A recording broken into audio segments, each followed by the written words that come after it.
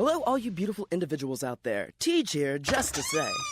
Oh, hey, I found him. He's over here. Terry, why did you let everyone in? Like, seriously, for real? Can I get behind that mic? Oh, I see. Just gonna record this thing without us? It's just a promotion to get people to listen to. I didn't think it was a big deal.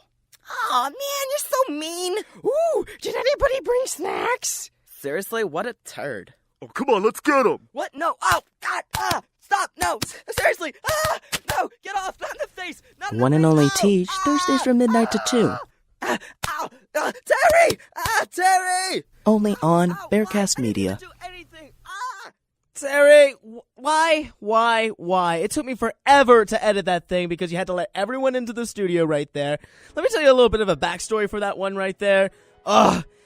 So, the story that got sent out to everyone else, all the guests here, was that we were supposed to have this reunion promo or something like that. He gets everyone together, gathered around, and then he tells them that I'm recording in the studio right now, and I completely forgot about them and that sort of thing right there. Putting me under the bus, not once, but twice. Thank you, Terry. Oh, boy. Those of you just tuning in, Terry, of course, is my producer who refuses to speak on the show right there, and... Oh, hey. He's not in the booth. It's a little bit weird. I didn't see him walk out. Okay, then. Excellent.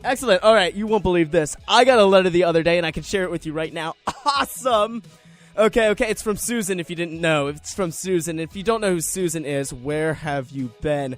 Susan wrote me a letter. Susan was the gnome who was living in here with their colony, here in the studio, in this awesome castle that they built. It's still here, but vacant, and I was really, really upset about that. Long story short, she contacted me. We became a bit of friends. Gnomes don't really like contacting or, talking to humans, and despite me not being a human, I still got thrown under the bus for that. All around am I getting thrown under these buses. No, but seriously. So they didn't take too kindly to that, and it created a huge conflict, that sort of thing. They eventually left because they were only here for the winter, and I haven't seen or heard from Susan in weeks. And I finally got an email from her. And it was a little bit hard because, she doesn't have an email account as she is a gnome. That sort of thing right there. They really don't have the best sort of thing right there. So it was from this bizarre little email from this, I guess this is a UC student's, you know what? We're not going to broadcast that over the air because whoever is Susan. Oh, wow. I never thought about that.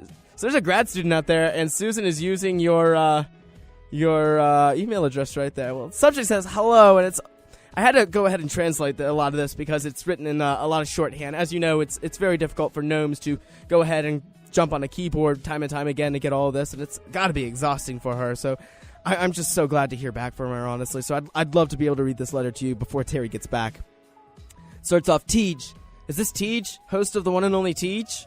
If you aren't Teej, delete and forget you ever saw this message immediately. If you're still reading, this must be Teej. Teej, hello. It's me, Susan, the gnome. You better not have forgotten about me. Susan, I would never forget about you. You. It feels like it's been ages since I last heard from you. We've spent weeks climbing through a dense forest, and I've taken refuge in a smallish human dwelling. It's all relative, I suppose. I guess it must have taken her a week or so to get through Burnett Woods. I didn't think that would be such an obstacle, but maybe she's still nearby. Let's see here. She goes on. It's pretty nice, cool, dry, and with electricity. I even got to hear your show last week. Awesome. It wasn't easy. The human here was up at all hours of the night for the first few days, then completely crashed after submitting a term paper. Okay, alright. It was all hyped up and wired, but he hasn't moved for a while. Grad students. I know. Those guys are crazy for sure. I don't know how you do it. That much studying, that sort of thing, and trying to do a full-time job. Got a couple of mates in grad school right now. Ridiculous. Alright, anyways, I thought it'd be safe to send you a letter. I miss you. Susan, I miss you too. Let's see here. The colony leaders still shun me, and I can hear them arguing at night. Apparently there's a conflict on our next destination.